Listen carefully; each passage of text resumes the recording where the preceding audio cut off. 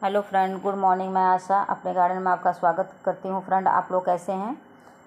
ये देख सकते हैं, ये मधुमालती का प्लांट है। आज मैं इसी से शुरुआत कर रही हूँ, इसी की रिपोर्टिंग करना बताऊँगी। तो रिपोर्टिंग से पहले क्या क्या कर लेना होता है प्लांट में, उसके बाद रिपोर्ट करना रहता है, यही सब मैं बताने वाली हूँ।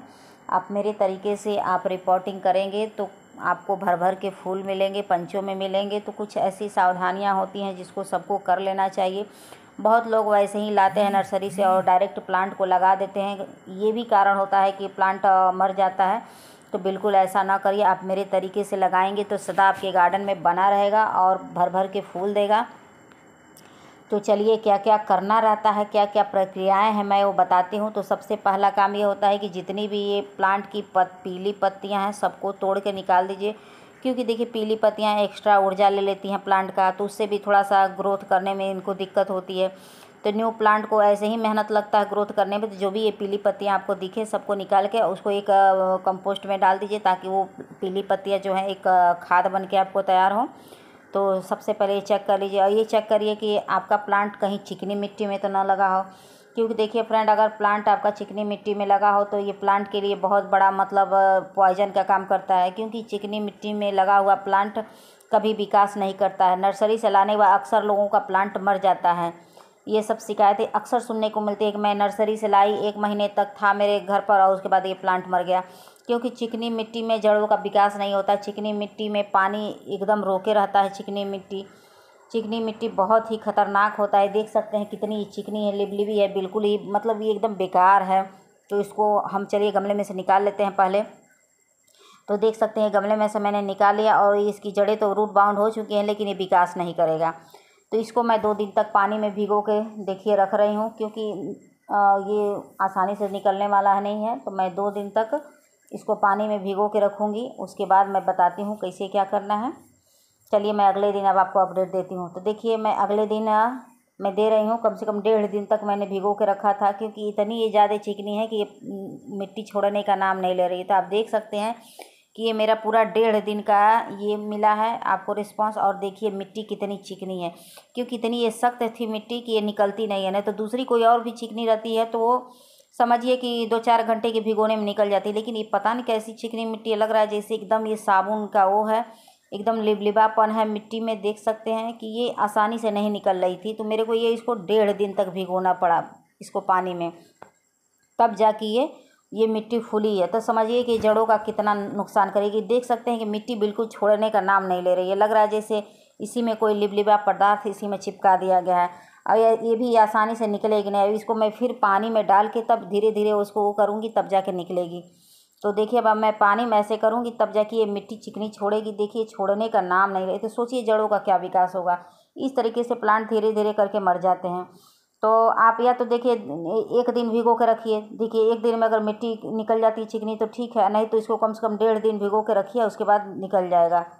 और मिट्टी में ही मैंने देखिए मला है, और देखिए मेरी जड़ें खराब भी हो रही थी और उसके बाद निकल गया। अब चलिए तो अब रिपोर्टिंग करते हैं। तो रिपोर्टिंग करने के लिए मैंने मिट्टी क्या क्या लिया है आप देख सकते हैं। ये मैंने धान की भूसी ली है, ये लकड़ी का बुरादा लिया है, इसमें बालू है, गाय की सड़ी हुई गोबर है, केचुए की खाद है, गार्डन की मिट्टी है। सबको लेकर एक मैं अच्छी वेल ड्रेन मिट्टी तैयार की हूँ। उसके बाद ये लगाऊंगी तो मेरे ये प्लांट बहुत ही स्वस्थ रहेंगे। अब बहुत ही अच्छे से इसके जड़ों का विकास होगा। किसी भी प्लांट हो, चाहे ये प्लांट हो, चाहे कोई भी प्लांट हो, जब जड़ें अच्छे से विकास करती हैं तभी प्लांट पौधा अच्छे से ग्रो करता है। तो जड़ों की उचित विकास के लिए तो पहले उचित मिट्टी तैयार करनी पड़ती है। तो मैंने धान की भूसी ली है, बालू ली है, ये नारियल का बुरादा है, इसमें लकड़ी का बुरादा है, गोबर की सड़ी हुई खाद है, केचुए की खाद है, सब मिला के मैंने एक अच्छी मिट्टी तैयार की है। तो गमले का भी चुनाव उचित करिएगा, जिसमें ड्रेनेज सिस्टम अच्छा हो उसी गमले में लगाइएगा। तो आप चेक कर लीजिएगा ड्रेनेज अच्छा है कि नहीं है। तो आप देख सकते हैं मेरे गमले में बहुत अच्छा ड्रेनेज सिस्टम है।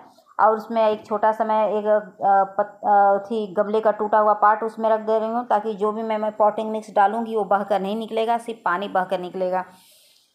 तो देख सकते हैं मेरी जड़ें तो ख़राब हो रही थी बाबा, लेकिन मैं बचा ली। चलिए तब मिट्टी इसमें भर लेते हैं, उसके बाद फिर मिलते हैं आपसे। तो देख सकते हैं मैं इसमें आधे हिस्सा मिट्टी भर दूंगी, उसके बाद तब मैं इसमें प्लांट को डालूंगी।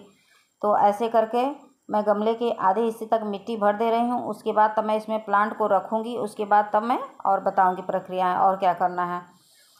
तो देख सकते हैं फ्रेंड, मैंने मिट्टी भर ली और अच्छे से मैं इसको ऐसे दबा दे रही हूँ। अब इसी में मैं प्लांट को डाल रही हूँ। ठीक है, आप भी ऐसे इसी तरीके से लगाइए, आपका प्लांट बहुत स्वस्थ रहेगा। लेकिन चिकनी मिट्टी तो बाबा ज़रूर निकाल दीजिएगा। चिकनी मिट्टी देख सकते हैं कि 1.5 दिन में मैंने पूरे 1.5 दिन रखा था, लेकिन ये मिट्टी छोड़ने का नाम नहीं ले रही थी।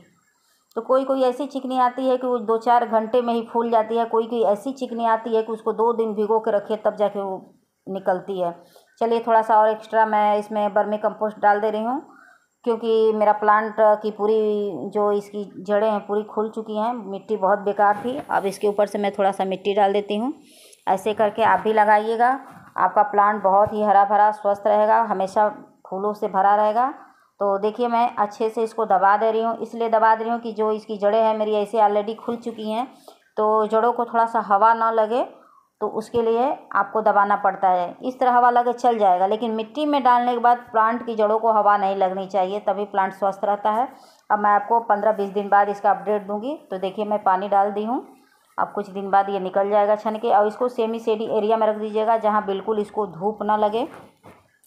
कम से कम 15-20 दिन तो इसको सेमी शेडी एरिया में रखिएगा, जहाँ सुबह की मॉर्निंग की आधे घंटे वाली धूप आती है, बस वहीं, क्योंकि इसकी जड़ें पूरी खुल चुकी थी। तो फ्रेंड, अगर वीडियो पसंद आए तो please like, subscribe, comment and share ज़रूर करिएगा। और जब 15 दिन बाद इसको फुल सनलाइट में रख दीजिएगा, उसके भर भर के फूल पाइएगा। वीडियो पसंद आए तो please like, subscribe, comment and share. Thank you for watching.